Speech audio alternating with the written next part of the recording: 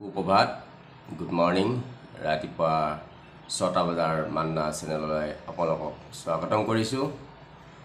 আহক আমি মহান ঈশ্বৰৰ বাক্য চাম। আজি আমালৈ কি মান্না দিছে আৰু তিনিজন ব্যক্তিৰ প্ৰাৰ্থনাৰ অনুৰোধ আহিছে। হোমেন গগৈ তেওঁৰ কাৰণে প্ৰাৰ্থনা কৰিব দিছে।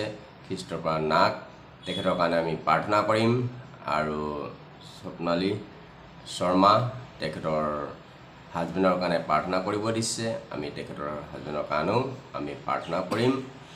ইয়াৰ পিছত আজি সোমবাৰ দিন হয়, আজি সপ্তাহৰ প্ৰথম দিন। সকলোৰে মংগল হওক, আশীৰ্বাদ হওক, বাক্যৰ যোগেদি প্ৰাৰ্থনাৰ যোগেদি। আহক আমি বাক্য চাম। আজি যিজন পৰিয়ালৰ স্বামী ভাৰ্যাৰ আশা লাহে লাহে আশা তেওঁলোকৰ নাইকিয়া হৈ গৈছিল আৰু সেই আশা তেওঁলোকে এৰি দিছিলে, কিন্তু শেষত তেওঁলোকৰ সেই আশা ঈশ্বৰে কেনেকৈ পূৰা কৰিলে। 100 বছৰত যেনেকৈ অসম্ভৱ, সেই অসম্ভৱকো ঈশ্বৰে পূৰা কৰি তেওঁলোকক সন্তান দিলে, পিতৃ মাতৃ হ'ল। আহক আমি চাম সেই ব্যক্তি কোন হয়। আদিপুস্তক 17 অধ্যায় পবিত্ৰ বাইবেল শাস্ত্ৰত লিখিছে। আদিপুস্তক 17 অধ্যায় 16 পদৰ পৰা মই পঢ়ি দিছোঁ 19 পদলৈকে। মই তেওঁক আশীৰ্বাদ কৰিম আৰু তেওঁৰ পৰা তোমাক এটি পুত্ৰ দিম। এনেকি মই তোমাক আশীৰ্বাদ দিয়াত তেওঁ অনেক জাতিৰ আদিমাতৃ হ'ব আৰু নানা দেশৰ ৰজাবিলাকো তেওঁৰ পৰা উৎপন্ন হ'ব।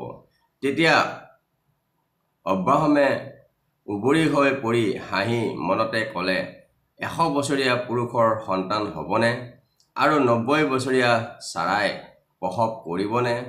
পাছে অব্ৰাহামে ঈশ্বৰক ক'লে, তোমাৰ আগত ইছৰাইল জীয়াই থাকিলেই মোৰ বৰ সন্তোষ। তাতে ঈশ্বৰে ক'লে, নহয়, তোমাৰ ভাৰ্যা ছাৰাই তোমালৈ এটি পুত্ৰ প্ৰসৱ কৰিব আৰু তুমি তাৰ নাম ইছহাক ৰাখিবা। তাৰ ভাবি বংশৰ নিমিত্তে চিৰকালৰ নিয়ম হ'বলৈ মই তাৰে সৈতে মোৰ নিয়মতি স্থিৰ কৰিম। Praise the lord. 100 বছৰ বয়সত অব্ৰাহাম আৰু তেওঁৰ যি ভাৰ্যা ছাৰা 90 বছৰ বয়সত তেওঁলোকৰ আশা আঁতৰি গৈছিল, কিন্তু তেওঁলোকে ঈশ্বৰৰ লগত লাগি আছিলে, প্ৰাৰ্থনাত আছিলে, ঈশ্বৰৰ আজ্ঞামতে চলি আছিলে। আৰু 100 বছৰ বয়সত ঈশ্বৰে অব্ৰাহামক দৰ্শন দি পেলাই ক'লে যে তোমাৰ ভাৰ্যা ছাৰা গৰ্ভৱতী হ'ব আৰু তেওঁ এটি পুত্ৰ প্ৰসৱ কৰিব। তেতিয়া অব্ৰাহামে মনতে হাঁহিছে যে 100 বছৰ বয়সত মই পিতৃ হ'বলৈ পাম।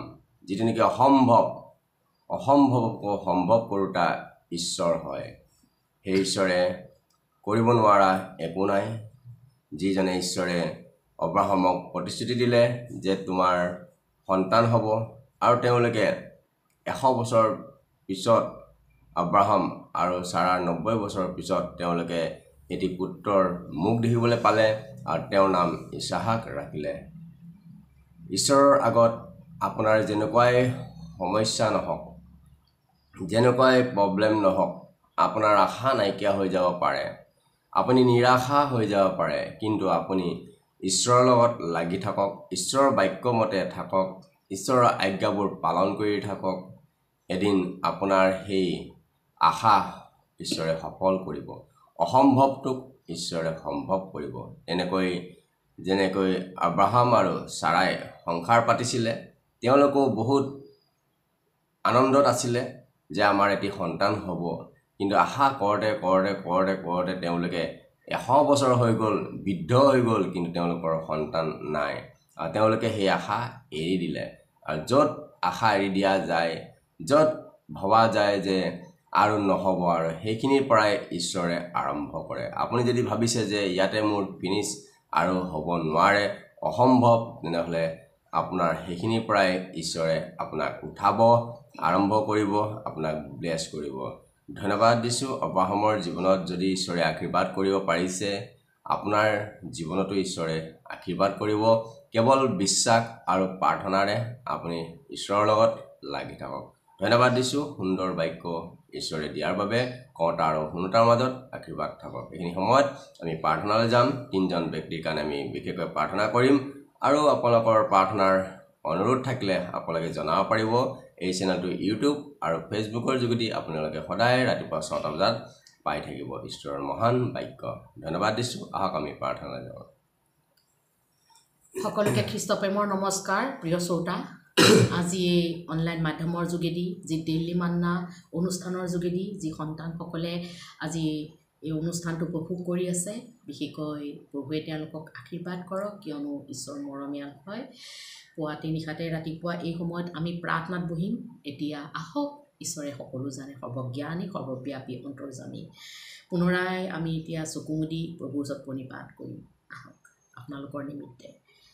পবিত্ৰ পবিত্ৰ পবিত্ৰ সৰ্বশক্তিমান ঈশ্বৰ জিহুৱা, ধন্যবাদ ধন্যবাদ ধন্যবাদ। Praise the lord, praise the lord, praise the lord. প্ৰভু তোমাৰ প্ৰশংসা হওক। প্ৰভু তুমি দিনে দিনে বাঢ়ি যোৱা প্ৰভু, আমি দিনে দিনে সৰু হৈ যাওঁ প্ৰভু। আজি এই ডেইলি মান্না অনুষ্ঠানৰ যোগেদি প্ৰভু তোমাৰ ওচৰত আমি নিবেদন কৰিবলৈ লৈছোঁ পিতা, যি সন্তানবিলাকে আজি উপভোগ কৰি আছে প্ৰভু, তেওঁলোকৰ জীৱনত আজি প্ৰভু আশাহীন প্ৰভু নিৰাশা মনে বহিছে পিতা পৰমেশ্বৰ। দুখ কষ্ট সমস্যা অমংগল বেমাৰ আজাৰ চিন্তা ভাৱনা, প্ৰভু মই নাজানো প্ৰভু, তুমি জানা, সৰ্বজ্ঞানী অন্তৰ্যামী প্ৰভু। তোমাৰ ওচৰত মই কাটুকটি কৰিছোঁ পিতা এই সন্তানবিলাকৰ নিমিত্তে। বিশেষকৈ মই আজি যি অনলাইন মাধ্যমৰ যোগেদি যি 3টা প্ৰেয়াৰ ৰিকুৱেষ্ট আহিছে প্ৰভু তুমি জানা, তথাপিও মই স্পেচিয়েলি প্ৰাৰ্থনা কৰিছোঁ। বিশেষকৈ মই হোমেন গগৈ আৰু কৃষ্টপ্ৰাণ নাগৰ আৰু স্বপ্নালী শৰ্মাৰ তেওঁৰ হাজবেণ্ডৰ নিমিত্তে প্ৰাৰ্থনা কৰিম প্ৰভু। তুমি মোৰ এই প্ৰাৰ্থনা শুনোতাই নহয় পিতা, তেওঁলোকৰ জীৱনত তুমি চমৎকাৰবোৰ কৰিবা পিতৃৰ লগত। বিশেষকৈ হোমেন গোহাঁইৰ কাৰণে গগৈৰ কাৰণে প্ৰাৰ্থনা কৰিছোঁ পিতৃৰ লগত। তেওঁলোকৰ পৰিয়ালৰ নিমিত্তে প্ৰভু, তেওঁ বিশ্বাস কৰে কিন্তু তেওঁৰ পৰিয়ালে এতিয়াও তোমাক বিশ্বাস কৰা নাই প্ৰভু। তেওঁলোকক তুমি আশীৰ্বাদ কৰা। তেওঁৰ জীৱনত দুখ আছে, কষ্ট আছে, সমস্যা আছে প্ৰভু, মই তোমাৰ হাততে সমৰ্পণ কৰিছোঁ পিতা। সেই পৰিয়ালত তুমি শান্তি আনন্দ প্ৰভু সকলো দিয়া পিতা পৰমেশ্বৰ প্ৰভু। তেওঁলোকক আনন্দৰে পৰিপূৰ্ণ কৰা প্ৰভু, তুমি তেওঁলোকক আশীৰ্বাদ কৰিবা পিতা। এই পৰিয়ালৰ ওপৰত তোমাৰ দৃষ্টি থাকিবলৈ দিয়া পিতা পৰমেশ্বৰ।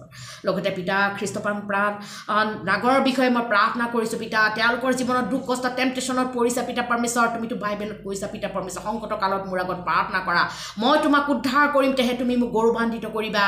প্ৰভু তুমি আৰু কৈছা পিতা, মই তোমাৰ সোঁহাতত ধৰি কওঁ, ভয় নকৰিবা, ব্যাকুল নহ'বা, মই তোমাক সহায় কৰিম। পিতা ঈশ্বৰ প্ৰভু, তেওঁক তুমি সহায় কৰা প্ৰভু, তুমি আশীৰ্বাদ কৰা। সংকটত পৰিছে প্ৰভু, তাৰণাত পৰিছে পিতা পৰমেশ্বৰ প্ৰভু, মই নাজানো। প্ৰভু তোমাৰ ওচৰত মই নিবেদন ৰাখিছোঁ কৃষ্টপ্ৰাণ নাগৰ কাৰণে পিতৃৰ লগত তেওঁ পৰিয়ালৰ নিমিত্তে প্ৰভু, এই সংকট দুখ কষ্ট সমস্যাৰ পৰা তেওঁক তুমি দূৰ কৰা প্ৰভু। এই প্ৰাৰ্থনাৰ জৰিয়তে স্বপ্নালী হাজবেণ্ডৰ কাৰণে প্ৰাৰ্থনা কৰিছোঁ। তেওঁৰ যি বেমাৰ আছে পিতা পৰমেশ্বৰ আৰু কি কষ্ট আছে মই নাজানো প্ৰভু, তেওঁক তুমি আশীৰ্বাদ কৰা। যিমান অসুচী আত্মা, যিমান মনত দুখ দিয়া আত্মা, যীশুৰ নামত মই কেঞ্চেল কৰিলোঁ। এতিয়াই তই স্বপ্নালীৰ হাজবেণ্ডৰ জীৱনৰ পৰা ওলাই যা লৰ্ড। আপুনি মৰমেল ঈশ্বৰ হয় প্ৰভু, তেওঁক তুমি আশীৰ্বাদ কৰা পিতা। প্ৰভু তেওঁক এই সমস্যাৰ পৰা উদ্ধাৰ কৰা পিতা পৰমেশ্বৰ প্ৰভু। বিশেষকৈ মই প্ৰাৰ্থনা কৰিছোঁ পিতা, এই মাধ্যমৰ যোগেদি যিমান সন্তানবিলাকে প্ৰভু আজি দুখ কষ্ট সমস্যা লৈ পেলাই আহিছে, তেওঁলোকৰ জীৱনত তুমি আশীৰ্বাদ কৰা। যিবিলাকৰ প্ৰভু আজি নিৰাশা হৈ গৈছে পিতা, চিন্তা কৰি প্ৰভু, সেই চিন্তাৰ ভাৰ তুমি লৈ লোৱা পিতা পৰমেশ্বৰ। যিবিলাকে আজি বেমাৰত ৰোগ ব্যাধিবিলাক লৈ ফুৰিছে বেমাৰত প্ৰভু, তেওঁলোকক তুমি সুস্থতা কৰা, কিয়নো তুমি আৰোগ্যকাৰী ঈশ্বৰ জিহুৱা। যিবিলাকে টকা পইচা নাই প্ৰভু, তেওঁলোকৰ চিকিৎসাৰ নামত তেওঁলোকক তুমি টকা পইচা যোগাৰ কৰিলে। যিবিলাকে ধন ভাঙি প্ৰভু দূৰ দূৰ দেশত গৈ পেলাই চিকিৎসাৰ কাৰণে গৈছে, তেওঁলোকক তুমি আশীৰ্বাদ কৰিবা। তেওঁলোকৰ প্ৰভু যাত্ৰা পথত তুমি সংগী হয়, তুমি সুস্থ কৰিবা পিতা। লগতে পিতা যিমান অস্ত্ৰোপচাৰ চলি আছে পিতা পৰমেশ্বৰ, প্ৰত্যেকজনক তুমি ডক্টৰো তুমি ৰজাৰো ৰজা তুমি সুস্থতা কৰা প্ৰভু। তুমি অপাৰেশ্যন প্ৰভু তুমি ছাকচেছ হ'বলৈ দিয়া পিতা। হালেলুয়া প্ৰভু, ধন্যবাদ পিতা পৰমেশ্বৰ। আৰু লগতে যিমানবিলাক ৰজাবিলাক আছে, যিমান মহাৰাজা আছে প্ৰভু পৃথিৱীৰ সকলো ৰজাসকলৰ কাৰণে মই প্ৰাৰ্থনা কৰিছোঁ পিতা। তেওঁলোকক লং লাইফ গুড হেল্থ আৰু ন্যায় দিয়া পিতা পৰমেশ্বৰ। হালেলুয়া প্ৰভু।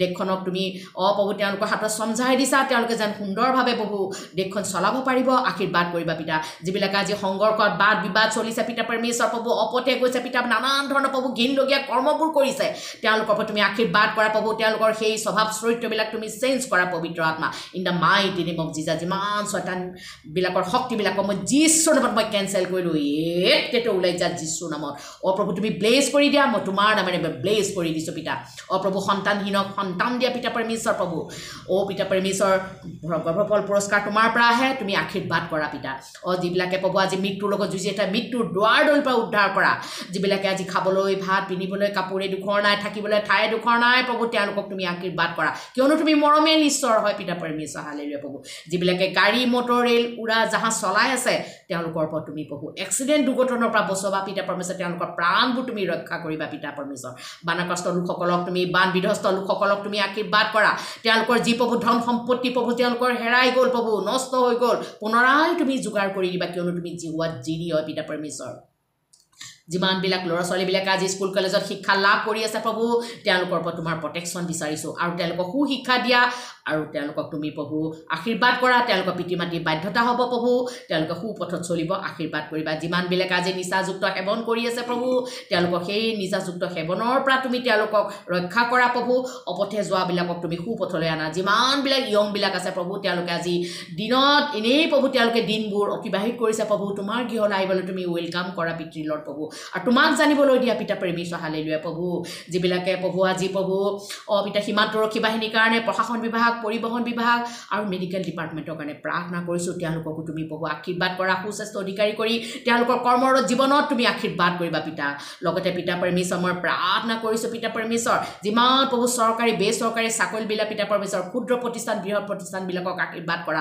তেওঁলোকৰ কৰা হাতে কৰা কাৰ্য তুমি আশীৰ্বাদ কৰা গৃহিণীবিলাকক প্ৰভু যীশু মতি দিয়া পিতা তেওঁলোকে পৰিয়ালটো ভালদৰে চলাব পাৰিব তুমি আশীৰ্বাদ কৰা যিমান পৰিয়ালৰ প্ৰভু আজি হাজবেণ্ড ৱাইফৰ মিলন নাই প্ৰভু প্ৰভু এৰাৰি হৈছে পিতা প্ৰভু ইজনে সিজনক নামানে পিতা পৰমেশ্বৰ প্ৰভু তেওঁলোকৰ মাজত তুমি মিলন কৰা প্ৰভু তেওঁলোকৰ মাজত প্ৰভু পিতা প্ৰেম আনন্দ শান্তি আৰু প্ৰভু তেওঁলোকৰ মাজত বুজাবুজি দিয়া যিবিলাকে আজি বিবাহপাশত আবদ্ধ হ'বলৈ গৈ আছে পিতা সামাজিকভাৱে তেওঁলোকৰ সকলো টকা পইচা যোগাৰ কৰি দিয়া লগতে তেওঁলোকৰ দাম্পত্য জীৱনত তুমি আশীৰ্বাদ কৰিবা পিতা লৰ্ড বিশেষকৈ মই প্ৰাৰ্থনা কৰিছোঁ যিমান ৰিহেবত আছে প্ৰভু তেওঁলোককো তুমি প্ৰভু আশীৰ্বাদ কৰা পিতা পৰমেশ্বৰ প্ৰভুৰ লগতে পিতা যিমান মানসিক বিকাৰগ্ৰস্ত লোকসকলক তুমি আশীৰ্বাদ কৰা প্ৰভু তেওঁলোকক সুস্বাস্থ্য দিয়া আৰু লগতে প্ৰভু তেওঁলোকক প্ৰভু সুস্থ মস্তিষ্ক দিয়া পিতা পৰমেশ্বৰ ধন্যবাদ পিতা পৰমেশ্বৰ জেলত থকাবিলাকক আজাদ দিয়া পিতা পৰমেশ্বৰ পগলাবিলাকক সুস্থ মস্তিষ্ক দিয়া পিতা পৰমেশ্বৰ অপথে যোৱাবিলাকক তুমি আশীৰ্বাদ কৰা প্ৰভু ধন্যবাদ দিছোঁ পিতা পৰমেশ্বৰ প্ৰভু এই সমূহ প্ৰাৰ্থনা মই তোমাৰ হাততেই সমৰ্পণ কৰিছোঁ পিতা